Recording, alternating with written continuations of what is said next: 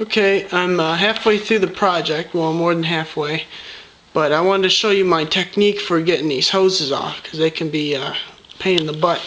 So I wanted to show you what I've done right here. There was a hose under the engine. You'll be able to see it. You can kind of see the nipple right there. But to get it at it, I had to move the horn, so it's just one bolt to get it out of the way. And now I'm working on these top hoses. I've replaced the water bottle with a piece of styrofoam. You can see under there, I just wedged it under there. It's a lot more stable than using the prop I used up by the head there, okay? Because I'm going to be shaking the bike a lot and I don't want it crushing me. So what I've done here was there's one little screw right here that keeps this mount against the bike. So if you loosen that screw, it's going to give you a lot more wiggle room.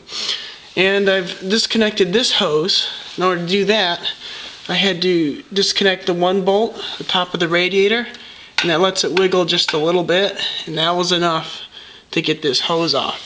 So right now there's one more hose I got to get off, and it's right here, okay?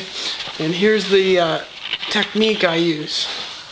Okay, so once you get the clamp off, you're going to wedge the screwdriver under. So if you've seen my video for the grips, it's much the same way. Wiggle this under, get it as far as you can, which isn't going to be very far. We just got to make it underneath.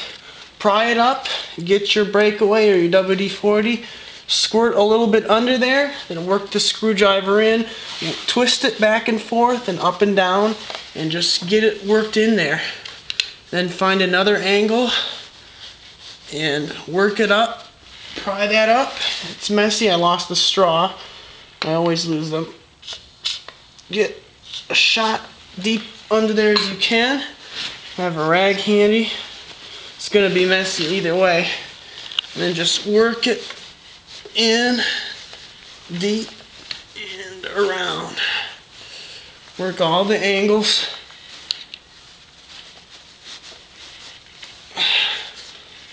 Wiggle it. Now since I'm shooting up, it doesn't, the oil comes down a little, so it's going to be a little harder. And once you do that, I don't have much wiggle room here, but the more you can twist and wiggle the hose, the easier it's going to be. And sometimes I'll take the flat part right here like this, and I'll push up here. It's budging.